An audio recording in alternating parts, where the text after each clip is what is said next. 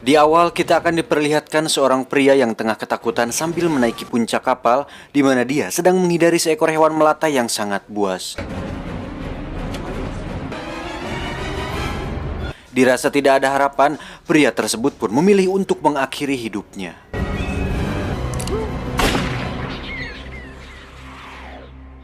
Kemudian scene berpindah ke sebuah hotel sederhana di pedalaman hutan Amazon. Dia adalah Terry Flores, seorang arkeolog yang sedang melakukan riset tentang keberadaan suku pedalaman yang telah lama menghilang di sungai Amazon. Ini adalah Profesor Kell, seorang pacar sekaligus orang yang mempunyai tujuan yang sama dengan Flores. Mereka berdua berniat menemukan suku Sirisama dan menemukan sebuah video dokumenter sebagai bukti akan keberadaan suku itu. Well, I wanted the best director I could get. Keesokan harinya mereka pun mengumpulkan personil untuk memulai ekspedisinya menelusuri sungai Amazon. Flores membawa produksi serta membawa seorang nahkoda yang sangat mengetahui tentang seluk-beluk sungai Amazon. Dan berangkatlah mereka semua menuju sungai terbesar di dunia. Our adventure begins 1,000 miles from the mouth of the mighty Amazon. Namun di tengah jalan, hujan yang disertai dordar gelap menyambut kedatangan mereka ke sungai Amazon. Lalu samar-samar terdengar suara orang yang meminta pertolongan. Ternyata ada seorang lelaki paruh baya yang sedang terjebak di sungai itu. Dia meminta mereka untuk menolongnya karena kapal yang ditumpanginya rusak dan sudah tidak dapat dipergunakan lagi. Dan dengan senang hati, Profesor Kell beserta kru langsung menyelamatkannya. Laki-laki itu bernama Sharon dan tampaknya si nahkoda kapal mengetahui siapa Sharon dan mereka seperti saling mengenal satu sama lain. Keesokan harinya Sharon menunjukkan kepiawaiannya dalam menangkap ikan dan hal itu membuat semua orang kagum terhadapnya. Setelah sesi kenalan sudah selesai, Profesor Kell mengatakan bahwa dia sedang mencari suku pedalaman Sirisima. Karena hal tersebut membuat Profesor Kell tidak dapat mengantarkan Sharon pulang. Namun ternyata Sharon mengetahui tentang keberadaan suku itu. Kemudian mereka meminta agar Sharon bisa menjadi petunjuk jalan bagi mereka untuk menemukan keberadaan suku pedalaman tersebut. Singkat cerita, malam pun tiba. Ketika di dalam kapal, suasana aman terkendali dan nampaknya keadaan di luar tidak baik-baik saja karena terlihat ada seekor hewan melata dengan ukuran yang sangat besar tengah mengincar jaguar dan memangsanya.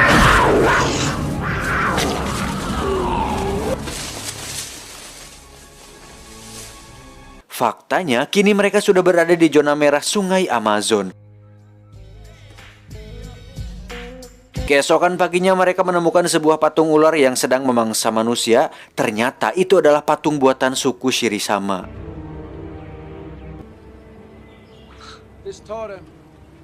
Mereka juga mendewakan ular anaconda sebagai dewa penjaga bagi mereka dan kemudian Sharon menceritakan sebuah kisah tentang Sirisama. Akan tetapi Profesor Kell yang merasa lebih tahu tentang cerita itu mengatakan bahwa cerita itu milik suku Maku. I locate tribes for a living and I'm very good at that. Sharon yang merasa kesal kepada Kell meminta agar dia diturunkan di desa selanjutnya. What the hell was that all about? Malam harinya sepasang insan yang sedang dimabuk cinta ini meminta izin kepada Flores untuk merekam suara yang ada di hutan. Kemudian setelah mendapatkan izin dari Flores, mereka pun pergi ke dalam hutan.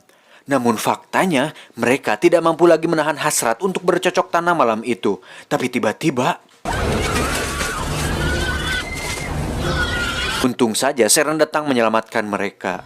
Ternyata itu adalah sesosok bagong yang sedang tersesat di antara hutan belantara sungai Amazon. Lalu mereka pun bergegas kembali ke kapal dan setelah kejadian itu Kell melarang siapapun pergi dari kapal di malam hari. Keesokan paginya mereka mendapatkan suatu masalah di mana tali pengikat kapal itu tersangkut di baling-baling sehingga salah satu dari mereka harus memotongnya. Kemudian Kell dengan segudang kesombongannya memutuskan untuk menyelam dan memotong tali itu sendirian.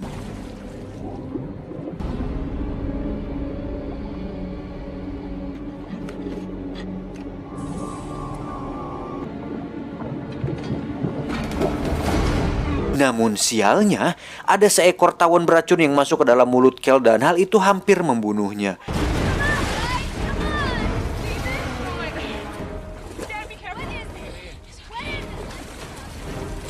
Untung saja Sharon memiliki keahlian di bidang P3K yang mampu menyelamatkan nyawa Kel, dan Flores yang takut terjadi apa-apa kepada Kel meminta nahkoda untuk langsung pergi ke rumah sakit.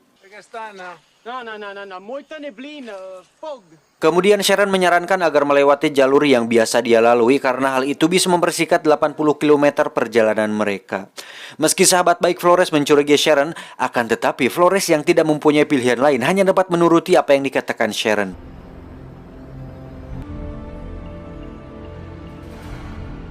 Keesokan harinya Flores dikagetkan dengan pagar kayu yang membentang menutup walungan itu. Di sini bintik-bintik kecurigaan Flores kepada Sharon semakin tinggi. Ternyata Sharon sudah mengetahui bahwa di jalur tersebut dipasangkan sebuah penghalang. Meski begitu Sharon ternyata sudah menyiapkan beberapa buah dinamit untuk meledakkan bom itu. Meski Flores sempat menentang hal tersebut, namun lagi-lagi Sharon mengancam dengan mengatakan bahwa mereka harus memutar kembali kapal dan hal itu akan membutuhkan waktu 2 hari untuk sampai ke rumah sakit. Just give me 10 minutes, people. 10 minutes. Dan dengan terpaksa, Flores lagi-lagi menyetujui ide gilanya Sharon. Lalu, Sharon membawa salah satu teman Flores untuk memasangkan dinamit pada pagar tersebut. Setelah selesai memasang dinamit, mereka pun langsung menyalakannya, dan tiba-tiba ratusan ular berterbangan ke kapal mereka. Faktanya, semua yang terjadi adalah rencana dari Sharon. Dia juga mengetahui bahwa akan banyak sekali ular yang berterbangan ke kapal tersebut. Di sisi lain, meledaknya granat membuat hampir semua drum bensin kapal itu lepas ke air dan hanya menyisakan satu drum yang tersisa.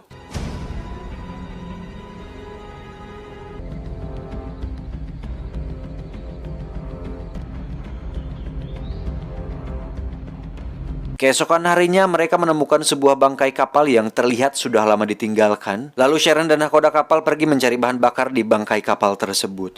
Lalu Denny yang tidak mau ketinggalan mengambil kameranya dan mulai merekam yang terjadi di sekitaran mereka. Namun yang mereka tidak tahu adalah ada yang sedang mengintai mereka di dalam air. Kemudian mereka mulai memasuki kapal tersebut. Di sini terkuak fakta yang mengejutkan di mana Sharon, si nahkoda dan yang bunuh diri di awal film tadi adalah kelompok penangkap ular dan mereka adalah komplotannya Sharon. Faktanya, Sharon ke sana bukan untuk mengambil bahan bakar, akan tetapi dia mencari sebuah alat pancing ular yang biasa mereka gunakan. Di sisi lain, sang nahkoda terpisah dari Sharon dan ketika dia hendak keluar dari kapal itu, tiba-tiba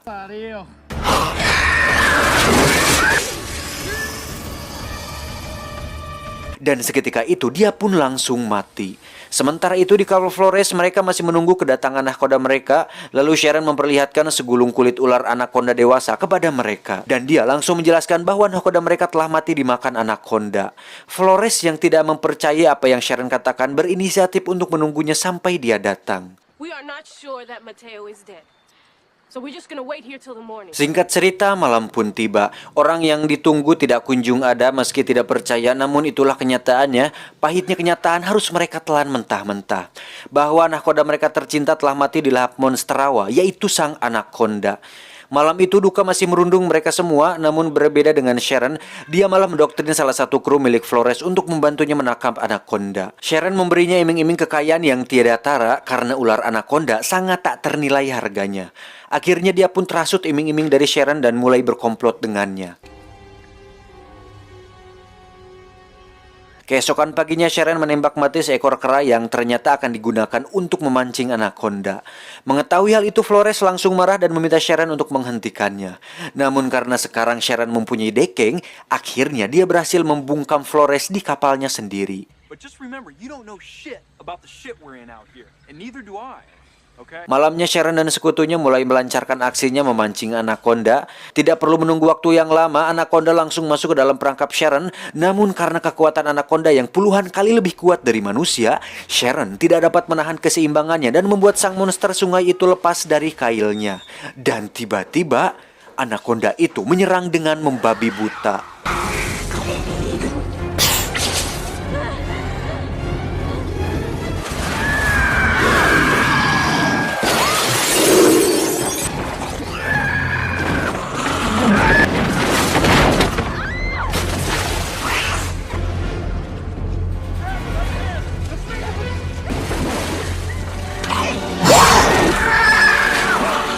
Akibat insiden itu satu-satunya sekutu Sharon harus mati karena keganasan ular anaconda.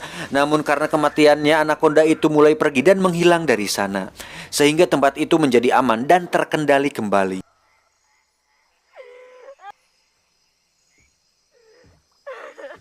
Kemudian tiada angin, tiada hujan, Flores datang menghampiri Sharon dan menggodanya.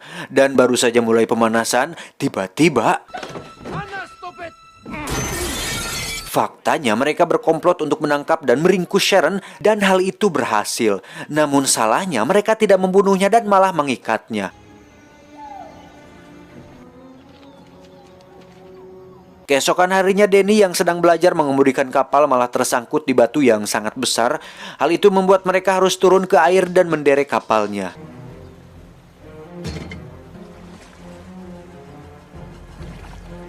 Di sisi lain, satu-satunya teman wanita Flores yang mempunyai dendam kesumat kepada Sharon berniat membunuhnya. Namun karena masih amatiran dan belum cukup berpengalaman, membuatnya mati sia-sia dan karena kecerobohannya membuat Sharon kembali lepas dari ikatannya. Dan kematian wanita itu mengundang kehadiran anaconda yang tengah kelaparan. Melihat gerak-gerik air yang mencurigakan membuat semua orang turun ke air kelabakan dan buru-buru naik ke kapal.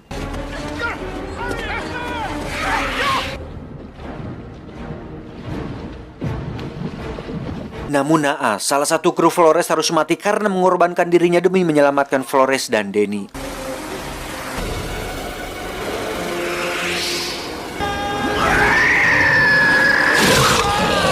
Namun di kapal pun mereka tidak luput dari mara bahaya karena Sharon sudah menunggu mereka di sana. Akhirnya perkelahian pun terjadi di kapal. Untungnya anaconda dapat melerai mereka dengan menumbangkan sebuah pohon besar ke kapal. Namun Danny lagi-lagi terjatuh ke air yang menandakan nyawanya kembali dalam bahaya. Dan benar saja, anaconda tadi langsung menggigit dan melilit tubuh Danny. Untung saja mayat si wanita tadi menjadi pengalih perhatian dari si anaconda. Dan keuntungan lainnya, Flores yang telah hatam dengan permainan FF dan PUBG berhasil melakukan headshot dengan menggunakan bedil mimis yang ada di sana. Ketika mereka selamat dari anaconda, tiba-tiba datanglah Sharon dan langsung melumpuhkan mereka semua. Untung saja Profesor Kell datang tepat waktu dengan menancapkan sebuah bius di punggung Sharon. Kemudian setelah Sharon dilumpuhkan, mereka langsung membuangnya ke sungai. Lalu mereka melanjutkan kembali perjalanan mereka hingga sampailah mereka ke sebuah pabrik yang sudah usang dan tidak terurus. Dirasa ada bahan bakar di sana, Danny dan Flores memutuskan untuk menyisir tempat itu dan berharap ada bahan bakar di tempat tersebut. Dan benar saja, terdapat banyak sekali bahan bakar di tempat itu. Namun naasnya, baru saja mereka menemukan bahan bakar, tiba-tiba Look, there's plenty of fuel in here. Welcome. ketika tersadar mereka sudah berada dalam posisi terikat tak berdaya, kemudian Sharon langsung melumuri tubuh mereka dengan darah segar dari kera yang Sharon bunuh. Don't get me upset. Ternyata mereka sudah ada di atas jaring yang bertujuan untuk menangkap anaconda dan mereka digunakan sebagai umpan agar Sharon dapat dengan leluasa menangkap ular itu. Dan beberapa saat kemudian ular raksasa itu langsung datang ke arah mereka. Dengan sekuat tenaga mereka mencoba lari dari ular itu, namun baru saja mereka berdiri, ular itu langsung melilit dan bersiap untuk memakan mereka berdua. Itulah pokoknya. Melihat hal itu, Sharon langsung menarik jaringnya dan membuat ular itu tak berdaya. Kemudian motor lewat. Anjing. Melihat tali itu, Sharon langsung menarik jaringnya dan membuat ular itu tak berdaya. Kemudian dia mengikat tali jaringnya ke sebuah pipa di sana. Akan tetapi, anaconda yang terlalu kuat dapat dengan mudah melepaskan diri dari jaring milik Sharon. Alhasil, anaconda yang tadinya melilit Danny dan Flores langsung mengejar Sharon dan kemudian membunuhnya.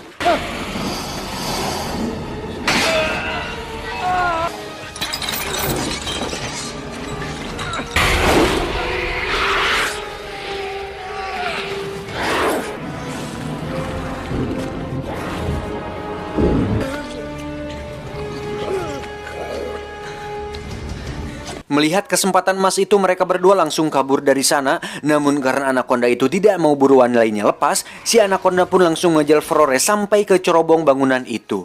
Untungnya Danny yang terhindar dari kejaran anaconda langsung menolong Flores dengan menancapkan balincong tepat di ekor raksasa itu sehingga membuatnya tidak bisa bergerak. Kemudian Danny membakar gedung itu dan membuat anaconda terbakar bersamanya.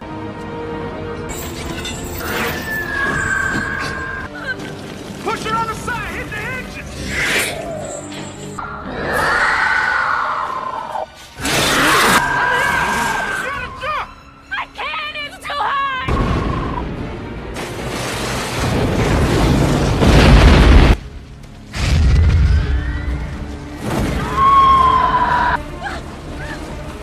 Dirasa ular itu sudah mati, mereka pun langsung bergegas pergi ke kapal untuk melanjutkan kembali perjalanannya. Namun tiba-tiba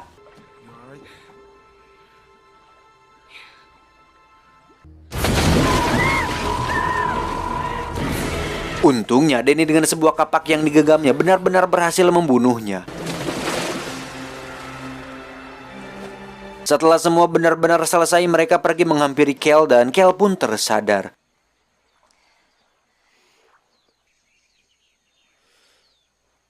Ketika mereka keluar dari kapalnya, terlihat satu persatu perahu milik suku Shirishama berdatangan. Kemudian mereka mengabadikan momen itu dengan berselfie ria bersama.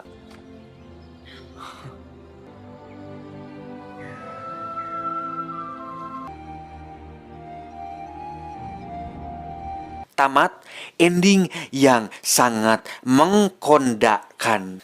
Apa anjing?